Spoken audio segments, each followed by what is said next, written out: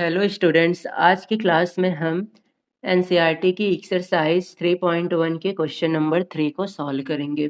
इस क्वेश्चन में हमें बताना है कि दिए गए समीकरण युग्म संगत हैं या फिर असंगत हैं। तो आइए स्टार्ट करते हैं क्वेश्चन नंबर 1 से।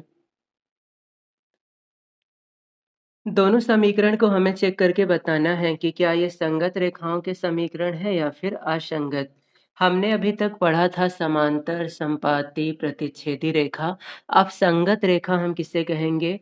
संगत रेखा हम ऐसे समीकरण युग्म को कहेंगे जो प्रतिच्छेदी होंगे, और प्रतिच्छेदी नहीं होंगे तो उन्हें हम असंगत कहेंगे। तो सबसे पहले हम अनुपात निकालते हैं, यक्स का यक्स से, वाई का वाई से और जेड का जेड से। तो यहाँ पर यक्स का गुणांक है 3 और वाई का गुणांक है 2। सॉरी, यक्स का गुणांक 3 और यक्स का गुणांक 2। अब यहाँ पर वाई का गुणांक है 2 और वाई का गुणांक है -3। और यहाँ पर ये 5 दूसरी तरफ है, चल जाएगा 5 और ये 7। हम चाहें तो ऐसा कर सकते हैं, इस 5 को जब इधर लाएंगे तो ये -5 हो जाएगा और इस 7 को इधर लाएंगे तो -7 हो जाएगा। हालांकि अनुपात में ये ध्यान नहीं दिया जाता है, परंतु सही विधि है कि हम सबको एक साइड करके मान लिखें।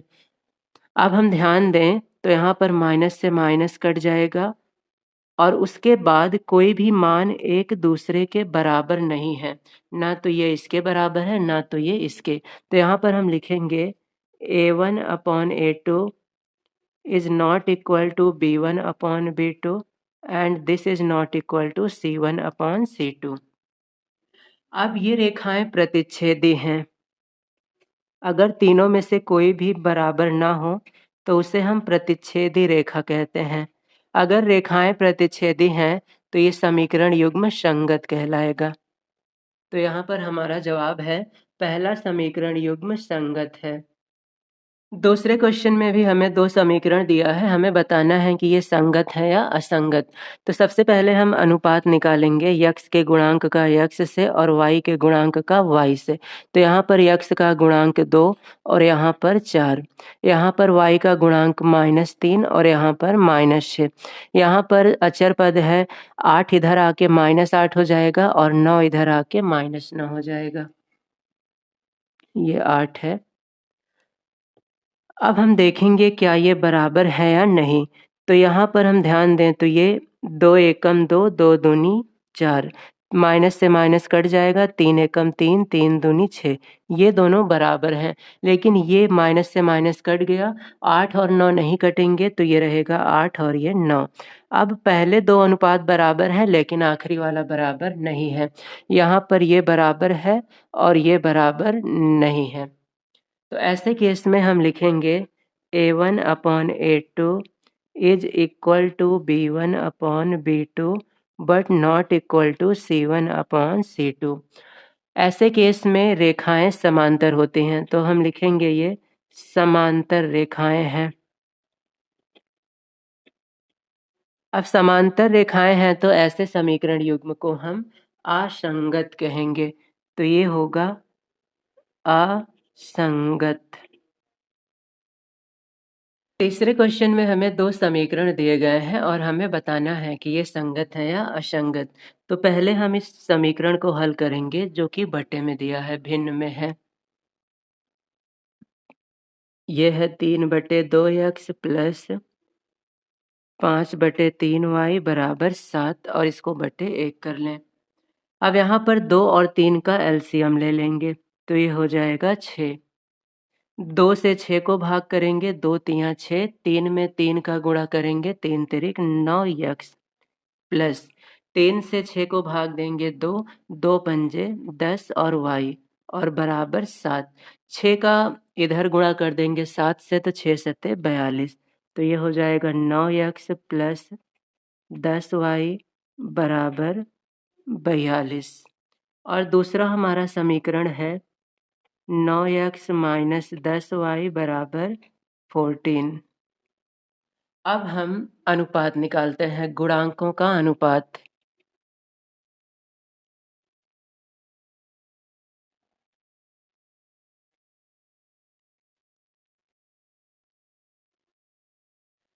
गुणांकों का अनुपात यहाँ पर 9 का गुणांक x का गुणांक 9 और यहाँ पर x का गुणांक 9, तो ये हो जाएगा 9/9 बराबर यहाँ पर y का गुणांक 10, यहाँ पर y का गुणांक -10, तो ये हो गया 10 और ये -10 और यहाँ पर अचर पद 42 और यहाँ पर 14। अब हम देखेंगे 9 से 9 कट जाएगा, 10 से 10, 14 तियां 42, तो ये आएगा 1/1। यहाँ पर -1/1 और यहाँ पर 3/1। अब यहाँ पर हम ध्यान दें तो कोई भी अनुपात बराबर नहीं है। कोई भी अनुपात बराबर नहीं है तो हम लिखेंगे A1/A2 is not equal to B1/B2 and this is also not equal to C1/C2। अतः प्रतिच्छेदी रेखाएं हैं।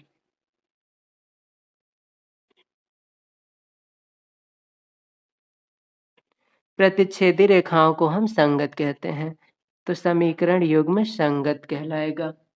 चौथे समीकरण में हमें बताना है कि ये संगत है या असंगत है। तो सबसे पहले यहाँ पर भी हम अनुपात निकालेंगे, x का x से, y का y से, अचर का अचर से।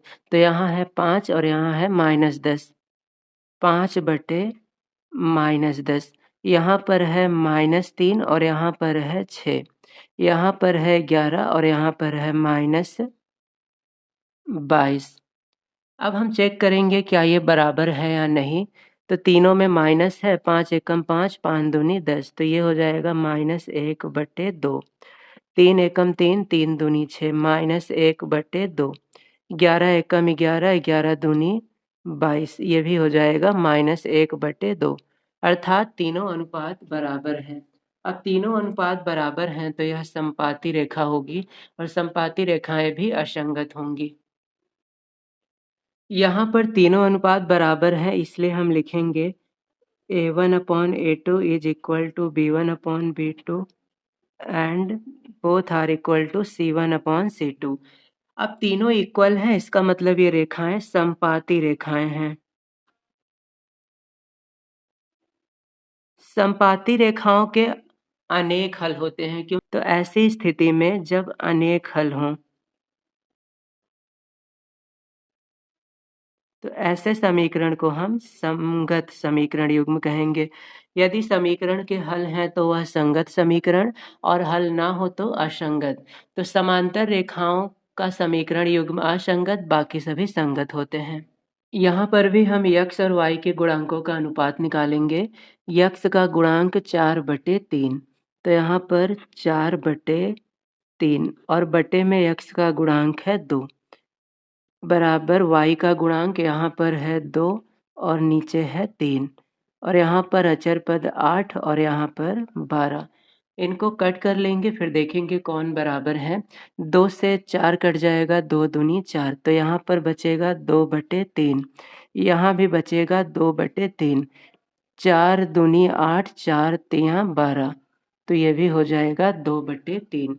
तो यहाँ पर A1/A2 बराबर है B1/B2 के और ये बराबर है C1/C2 के। यह समीकरण युग्म जो है समपाती रेखाओं का है। समपाती रेखा, समपाती रेखाओं के अनेक हल होते हैं, इसलिए यह समीकरण युग्म संगत होगा। तो संगत और असंगत में इतना ही अंतर है। यदि समीकरण का हल है तो संगत और नहीं है तो असंगत। क्वेश्चन नंबर 4 में हमें बताना है कि दिए गए समीकरण युग्म संगत हैं या फिर असंगत हैं। तो सबसे पहले हम गुणांकों का अनुपात निकालते हैं। तो यहाँ पर x का गुणांक 1 और यहाँ पर y। x का गुणांक 1 और x का गुणांक 2। y का गुणांक 1 और y का गुणांक 2। अचर पद है 5 और अचर पद है 10।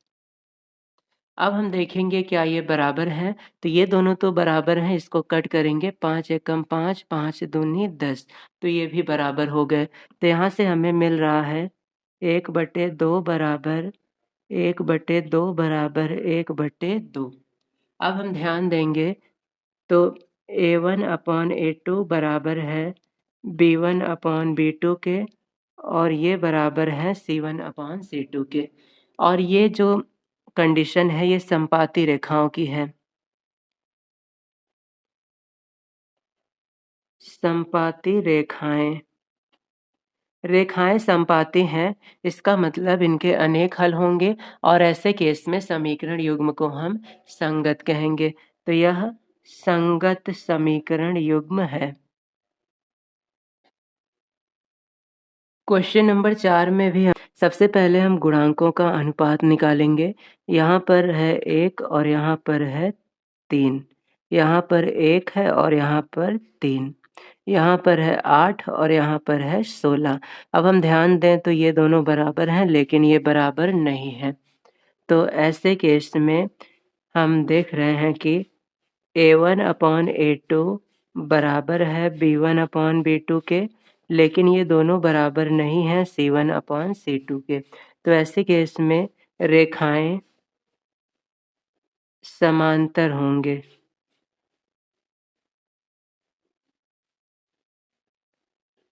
अब रेखाएं समांतर होंगी तो ये एक दूसरे को कहीं प्रतिच्छेद नहीं करेंगी, इसलिए इनका कोई हल नहीं होगा। इसलिए यह रेखाएं असंगत कहलाएंगी। तो ये असंगत समीकरण युग्म है।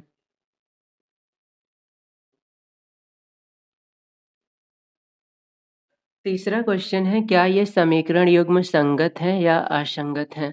तो सबसे पहले हम पता करेंगे कि ये प्रतिच्छेदी हैं, समांतर हैं या फिर समपाती हैं। तो हम अनुपात निकालेंगे, ये 2 और 4। तो ये हो जाएगा 2/4। ये है 1 और ये है -2। तो 1/-2 और ये है -6 और ये है -4। अब हम चेक करेंगे क्या ये बराबर हैं?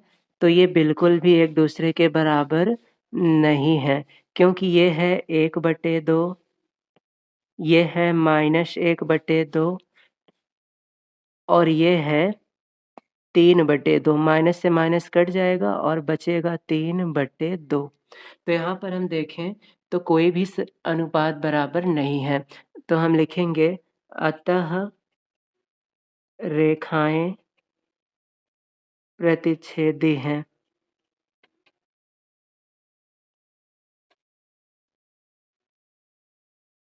रेखाएं प्रतिच्छेदी हैं, इसलिए समीकरण युग्म संगत है।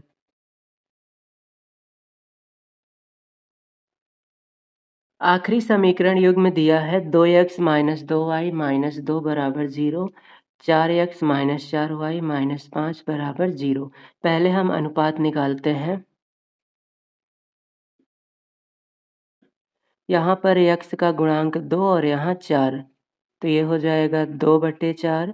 यहाँ पर x का गुणांक -2 और यहाँ पर -4। यहाँ पर -2 और यहाँ पर -5। अब हम चेक करेंगे क्या ये बराबर है या नहीं। तो ये माइनस से माइनस कट जाएगा तो ये दोनों बराबर होंगे और ये दोनों बराबर नहीं होंगे। तो ये है 1/2, ये भी है 1/2, दोनों बराबर है। ये है 2/5 और ये बराबर नहीं है। तब हम लिखेंगे अतः कोई भी अनुपात बराबर नहीं है तो रेखाएं ये पहला दूसरा बराबर है। पहला दूसरा बराबर है, तीसरा बराबर नहीं है। तो ऐसे केस में हम लिखेंगे रेखाएं समांतर होंगी। अब समांतर रेखाएं कहीं भी एक दूसरे को कट नहीं करती हैं, तो ये कहीं भी नहीं मिलेंगी तो इनका कोई हल नहीं होगा। इसलिए हम लिखेंगे समीकरण युग्म असंगत है।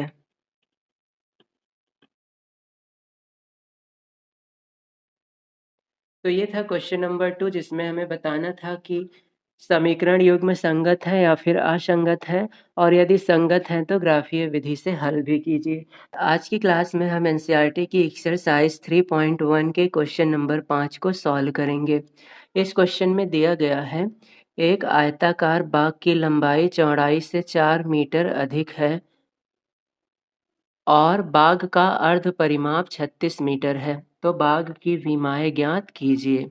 तो सबसे पहले हम ध्यान देंगे बाघ की लंबाई चौड़ाई से 4 मीटर अधिक है। तो सबसे पहले हम चौड़ाई मान लेते हैं x। माना माना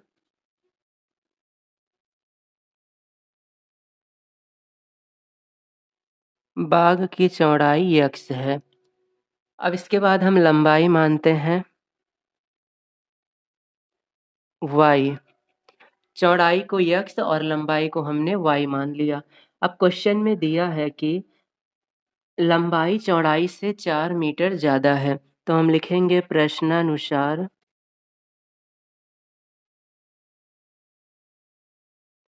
लंबाई चौड़ाई से ज़्यादा होती है।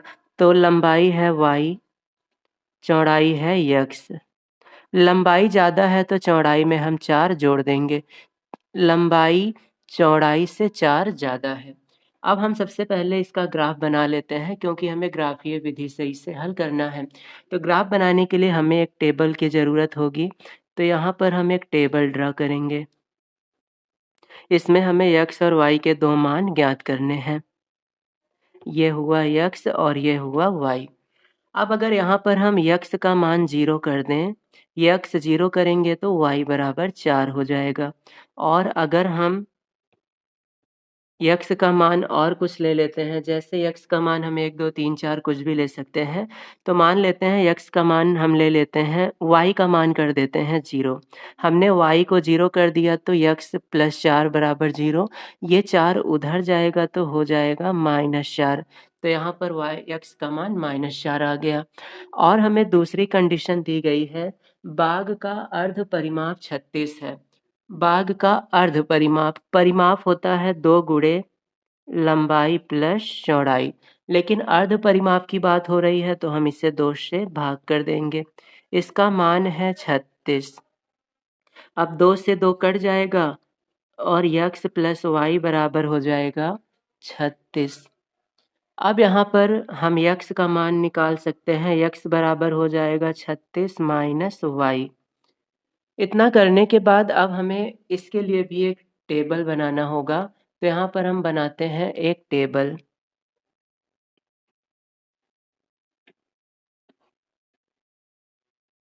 ये x और ये y। अब हमें यहाँ पर x और y का मान ऐसा सेलेक्ट करना है ताकि हमें x और y के कुछ छोटे मान मिले। अगर बहुत बड़ा मान मिल जाएगा तो ग्राफ बनाने में भी बड़ी प्रॉब्लम होगी। तो यहाँ पर अगर हम y को 0 करेंगे तो x का मान 36 आ जाएगा। अब ऐसे केस में हमें 36 तक ड्रा करना पड़ेगा।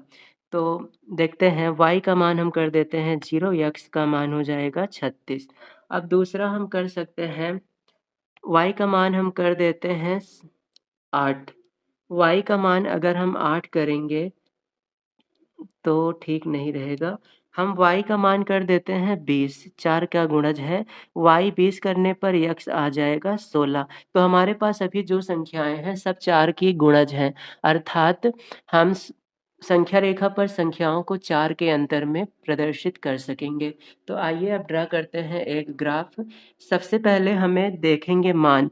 x का हमें अधिकतम मान 36 दर्शाना है और y का अधिकतम मान 20। तो इस प्रकार से ग्राफ बनाएंगे कि x अधिकतम 36 तक जाए।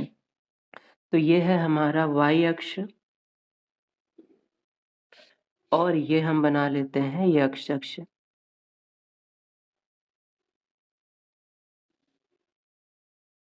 इसे और आगे तक बढ़ा लेंगे। अब हम संख्याएं लिखेंगे।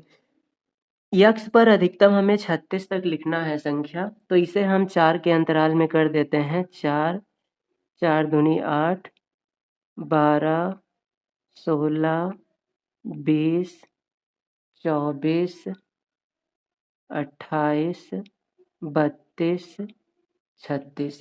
तो ये हो गया संख्या 36 तक। x माइनस में नहीं, x माइनस में है 4 तक, तो ये -4 और ये हो जाएगा -8। y का मान सिर्फ धनात्मक है 20 तक। ये 4, 8, 12,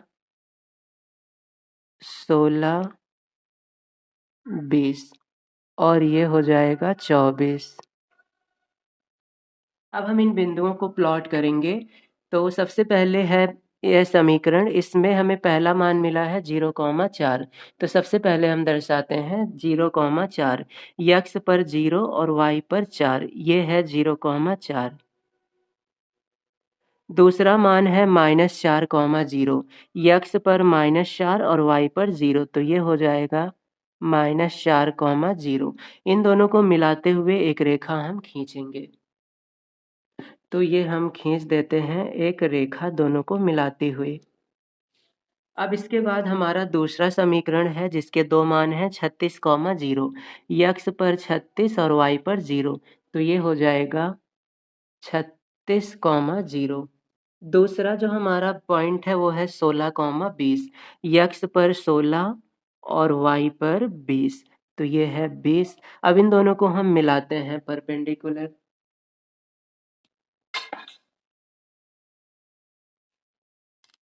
तो यहाँ से हम इसे आगे बढ़ा देंगे। 16 को 20 तक हमें मैच करना है। ये है 16 और ये है 20, तो ये हो गया 16,20। अब हमारे पास दो पॉइंट है, एक ये और एक ये। इन दोनों को हम मिला देंगे। तो यहाँ पर इन दोनों को हम मिला देते हैं।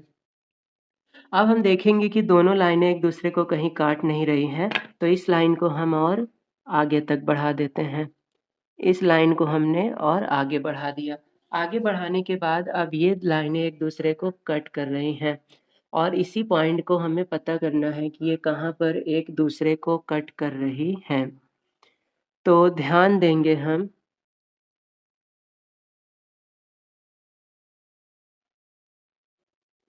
अब हम देखेंगे कि दोनों रेखाएं कहाँ प्रतिच्छेद कर रही हैं। तो ये है प्रतिच्छेद बिंदु। एक तो ये 16 पर है और दूसरा ये 20। तो ये पॉइंट जो मिल रहा है ये मिल रहा है 20,16 पर। दोनों रेखाएं 16 और 20 पर प्रतिच्छेद कर रही हैं, तो इसलिए हमारी लंबाई हो जाएगी 20 सेंटीमीटर और चौड़ाई हो जाएगी 16 सेंटीमीटर। थोड़ा सा आप ध्यान दें कि इस ग्राफ को पटरी की सहायता से बनाएं, इक्वी डिस्टेंस सबको बराबर दूरी पर। तो आपको x का मान 20 मिलेगा, y का मान 16। क्वेश्चन नंबर 6 में हमें समीकरण दिया गया है और इस समीकरण के लिए एक दूसरा समीकरण इस प्रकार से लिखना है कि दी गई रेखाएं प्रतिच्छेदी हों, समांतर हों और संपाती हों। तो समीकरण सबसे पहले हम लोग लिखते हैं। दिया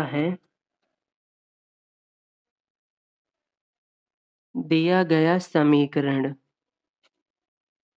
दिया गया समीकरण है 2x + 3y -8 = 0। ये समीकरण दिया गया है। अब हमें एक ऐसा समीकरण लिखना है कि ये रेखाएं प्रतिच्छेदी हों। अब प्रतिच्छेदी होने की कंडीशन क्या होती है कि x और x का अनुपात y और y का अनुपात बराबर ना हो। तो हम यहाँ पर लिखेंगे दूसरी रेखा।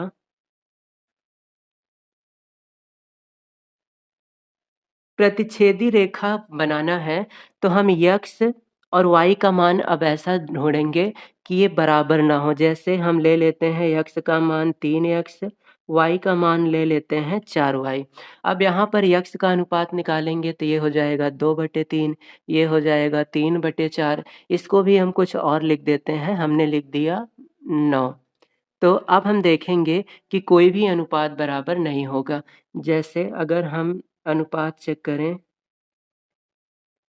x के गुणांक का अनुपात 2/3, y के गुणांक का अनुपात 3/4, अचर पद का अनुपात -8/9। यहाँ पर कोई भी बराबर नहीं है। तो हमें बस ये ध्यान देना है कि ये जो संख्या हम लिखें इस प्रकार से लिखें कि इनके बराबर ना हो, तो ये हो जाएगा संपाती रेखा। अब हमें लिखना है समांतर रेखा। समांतर रेखा लिखने के लिए हमें ध्यान देना है कि x और y के गुणांक का अनुपात बराबर हो, लेकिन अचर पद बराबर ना हो। तो समांतर रेखा लिखने के लिए दिया समीकरण पहले लिखते हैं। दिया गया समीकरण है 2x प्लस 3y माइनस 8 बराबर 0। अब इस केस में क्या होता है, x और y के अनुपात बराबर होते हैं परंतु अचर पद का अनुपात बराबर नहीं होता है। तो यहाँ पर कुछ नहीं करना है आपको, आप चाहे इसका आधा या दोगुना करके लिख दें। जैसे हम लिख रहे हैं समीकरण, यहाँ पर x का अनुपात 2 दिया है, गुणांक 2 है तो आप इसको दोगुना कर दें, हो गया 4x। अब यहाँ पर 3 दिया है तो कर दीजिए 6y। अब इसको बराबर नहीं करना है तो यहाँ -8 है तो हम कर देते हैं +8। अब ये बराबर नहीं होगा क्योंकि चिन्ह बदलने से बराबर नहीं हो पाएगा। अब हम देखेंगे तो यहाँ 2/4 ये हो जाएगा 1/2, 3/6 ये भी होगा 1/2 और ये -1 हो जाएगा। तो ये दोनों बराबर है लेकिन ये बराबर नहीं है। तो यहाँ पर हम लिखेंगे अनुपात 2/4 बराबर 3/6, लेकिन नहीं बराबर है -8/8। ये अनुपात बराबर है लेकिन ये बराबर नहीं है। ये है 1/2, ये भी है 1/2 लेकिन ये है -1। तो ऐसी कंडीशन में रेखाएं समांतर होती हैं। अब हमें समपाती रेखाओं का समीकरण लिखना है। तो समपाती रेखाओं में तीनों अनुपात बराबर होने चाहिए। समांतर में हमने x और y को दोगुना किया था, समपाती में तीनों को कर देंगे दोगुना। तो सबसे पहले लिखते हैं दिया समीकरण है 2x प्लस 3y माइनस 8 बराबर 0। अब हमें लिखना है समीकरण। समपाती समीकरण लिखने के लिए x, y अचर पद सबको दोगुना कर देंगे। तो ये हो जाएगा 4x, ये हो जाएगा 6y और ये 8 दूनी 16। हमने सबको कर दिया दोगुना। अब अनुपात अगर निकालना चाहें तो अनुपात देखते हैं। अनुपात यहाँ पर आएगा 2/4, यहाँ पर आएगा 3/6, यहाँ पर आएगा -8/16। ये हो जाएगा 1/2, ये हो जाएगा 1/2 और ये भी हो जाएगा माइनस से माइनस कैंसिल 1/2। तो इस प्रकार से प्रतिच्छेदी रेखाओं के लिए x, y अचर तीनों को बदल दें। समांतर के लिए x, y को 2 गुना, 3 गुना, 4 गुना कुछ भी कर दें। समपाती के लिए x, y अचर को 2 गुना, 3 गुना, 4 गुना जो ठीक लगे वो कर दें।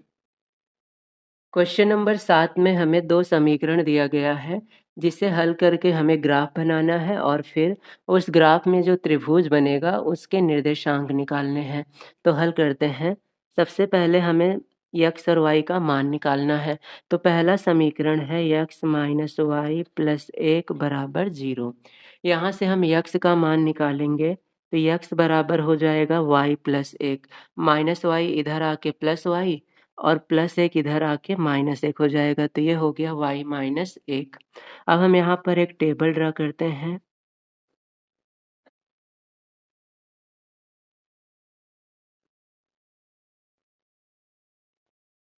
अब जब हम यहाँ पर y का मान 1 करेंगे तो x का मान आ जाएगा 0 और जब हम y का मान यहाँ 5 रखेंगे तो x आ जाएगा 4। दूसरा समीकरण दिया गया है 3x प्लस 2y माइनस 12 बराबर 0। यहाँ से हम चाहे तो x का मान निकाल लें और चाहे तो y का। तो हम 3x का मान निकालते हैं। 3x बराबर हो जाएगा, ये -12 इधर आके +12 और 2y इधर आके -2y।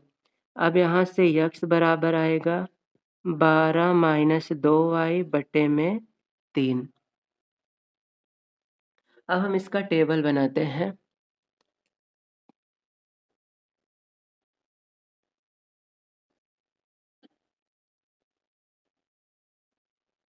ये x के लिए और ये y के लिए। जब हम इसमें y को 0 करेंगे तो 2 इंटू 0 0 हो जाएगा। 12 से 3 को भाग देंगे तो आ जाएगा 4। y 0 करने पे x का मान 4। और हम अगर x को 0 कर दें, तो 3 में 0 का गुणा होगा 0 हो जाएगा।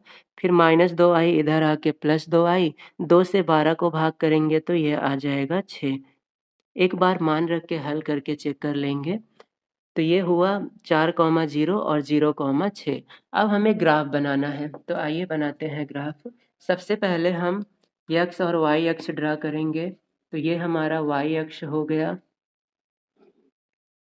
और हमारे पास कोई ऋणात्मक मान नहीं है, सिर्फ धनात्मक मान दर्शाना है। ये हो गया हमारा x अक्ष। इस बार संख्याएं भी ज़्यादा बड़ी नहीं हैं, x पर 4 तक और y पर 6 तक।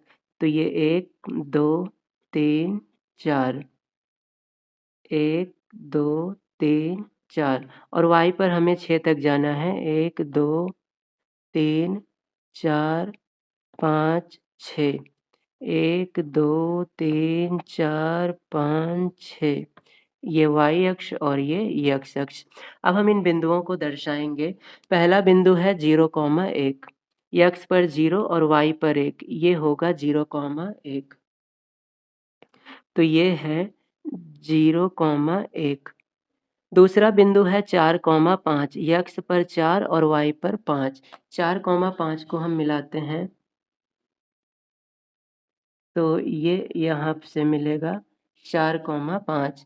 तो ये 5 के सामने पहुँच गया। इसे हम लिख देते हैं 4,5। अब इन दोनों बिंदुओं को हम मिला देंगे। तो ये हमने एक लाइन से दोनों बिंदुओं को मिला दिया। तो एक रेखा का समीकरण बन गया। अब दूसरी रेखा का समीकरण बनाएंगे। तो सबसे पहला पॉइंट है 4,0, x पर 4 y पर 0। तो ये हो गया 4,0। दूसरा है 0,6, x पर 0 और y पर 6। तो ये हो गया 0,6। इन दोनों को भी उसी प्रकार से मिला देंगे।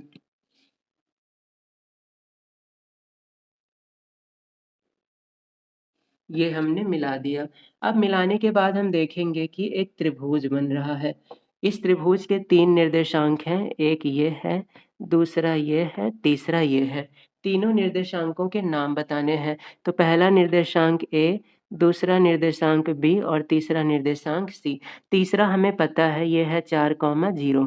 दूसरा हम ध्यान दें तो दूसरा जो पॉइंट है ये मिल रहा है x पर 2 और y पर 3। ये x पर 2 और y पर 3 पर मिल रहा है, तो ये हो जाएगा 2,3। बी वाला निर्देशांक ध्यान देंगे। अब ये 0 है, 0 के पहले अगर हम देखेंगे तो 0 के पहले आएगा -1 और फिर -2।